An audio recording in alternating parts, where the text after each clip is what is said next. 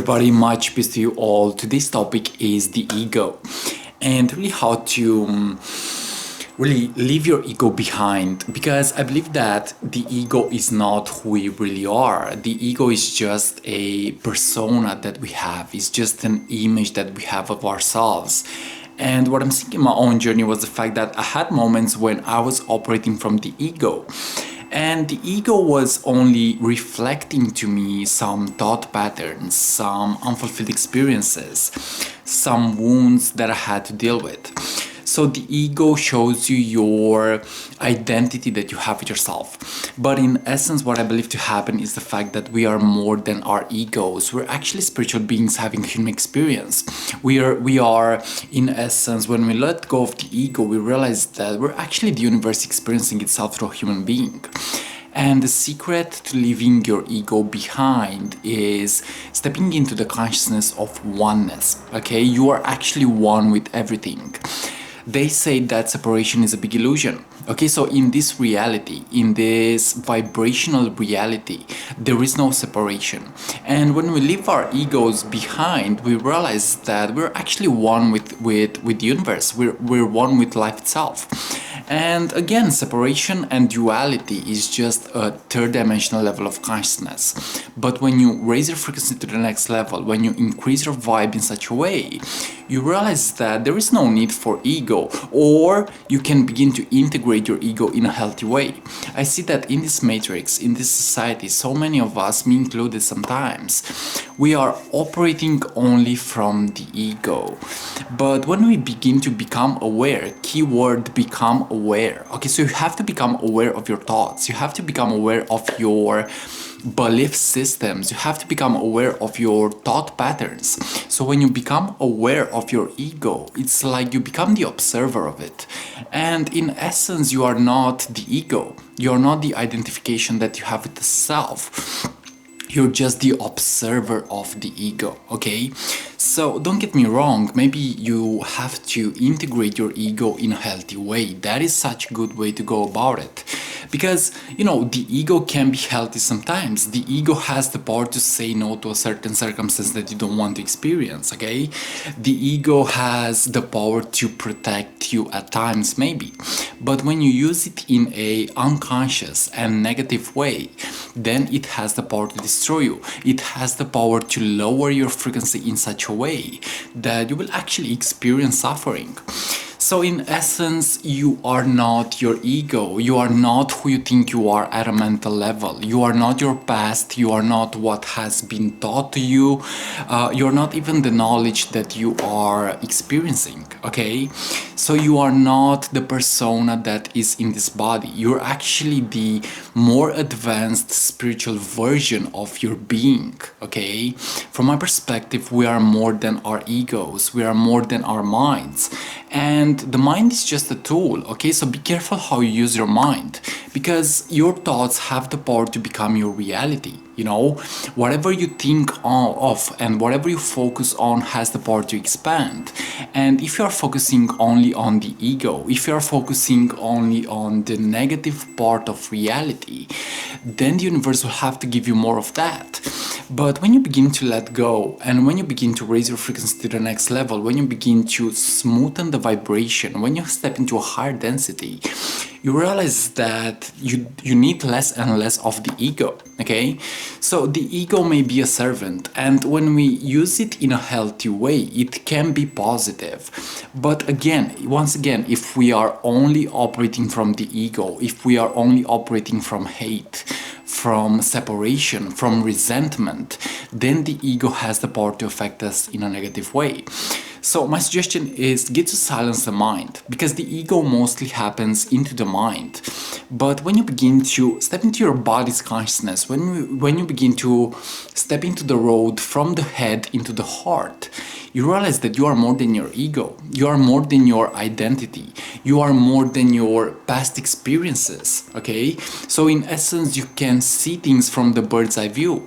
You can see things from a wider and broader perspective, okay? So what I've seen in my own spiritual journey was the fact that when I began to have my awakening, I was realizing that human consciousness really has the power to go into higher state. And I believe that everybody here on the planet has the power to raise their consciousness into higher state.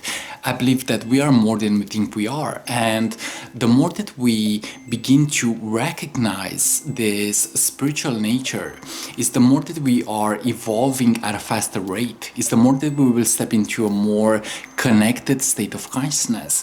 But usually our wounds, our traumas, our egos will block us from our evolution. So my suggestion is try as much as possible to become aware of your thoughts. Okay, don't identify yourself with your thoughts, because in essence you're not your thoughts. And usually the ego wants to identify itself with the thought, with his past experiences, maybe with his wounds, with his own belief systems. But when you become aware, keyword become aware, it's like you get to dissolve the blockage. It's like you get to dissolve the imperfection. It's like you get to dissolve the pain and the suffering. And it's so important to step from the mind into the body. Okay, because I believe that our bodies and our emotions are way more powerful than our minds. Okay, of course, the mind is a powerful servant, but it is a dangerous master. So when you step into the body, when you step into what you feel, when you become the observer of your own experience, it's like you get to have the power to really step into the flow state. You have the power to be more connected with the present moment. And usually the mind lives either in the future or the past, but your body, your consciousness, your spirit is actually in the ever eternal now. It is in the present moment. So my suggestion is try as much as possible to stay focused into the now. So important, stay focused into the now, because the intuition happens into the now, but the ego happens, the mind happens in the future or the past, and the only moment that exists is actually the present moment. Okay, so when you become aware of yourself, and when you get to have a little bit of more knowledge of yourself, you realize that you can begin to dissolve yourself, dissolve your consciousness into the now. And maybe it's not even about getting to accomplish more, desiring more. It's more likely about letting go of the things that are no longer serving you, and really dissolving your ego in such a way that you become fully connected to your I am state of consciousness, fully connected into the now. Now, don't get me wrong, sometimes you need to maybe sometimes you need the ego to learn things about yourself. So there's nothing wrong with the ego, but when we use it in an excessive way, it may harm our consciousness. It may harm our reality. It may harm others around us. But you don't really need to focus on the ego. More likely you need to observe itself. So again, you are not the identifications that you have with yourself. It's more likely that you are the observer of your own experience. Okay? So again, the mind is a powerful instrument, but if we don't use it in a proper way, it can affect us in a negative way. Okay? So remember, guys, you are not your ego. You are not who you think you are at a mental level. You are not your past experiences. You are not your persona. You are not your mask. You're actually the universe itself. From my perspective, we are the spirit that is in constant flow with the present moment. Okay? So I've seen in my own journey that I had moments where my ego was wounded. And right now I'm living in moments where I'm becoming aware of this process. I'm becoming aware of my own wound. I'm becoming aware of my own shadow. I'm becoming aware of my own ego. And I'm trying as much as possible to heal my ego. You know, to heal my wounds, to heal my imperfections. And, you know, again, you can use your ego in a positive way when it's healthy. But if you use your ego too much, it will affect you in a negative way, okay? So try as much as possible to silence the mind, because mostly the ego happens into the mind. It happens into maybe desiring more, or constantly chasing for approval, constantly chasing for material possessions maybe. But when you let go, you realize that that abundance, those things will come naturally to you. So from my perspective, life is just a process of letting go, of becoming aware. It's just a process of where you are being in direct connection with your true, most authentic expression. Okay guys, so this is today's message about the ego. Your ego is not your amigo if it is used in a excessive way. But your higher self will guide you into this process if you become aware of your feelings instead of your thoughts, okay?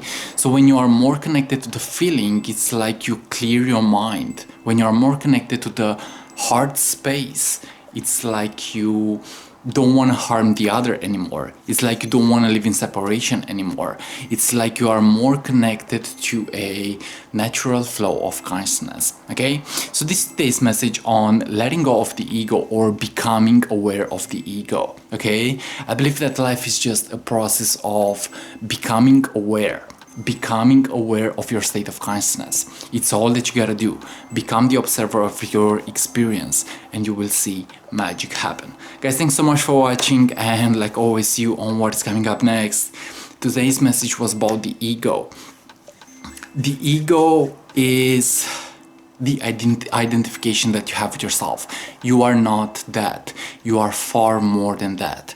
You are the whole existence experiencing itself through a human being. I love you so much, much peace, and see you on what is coming up next.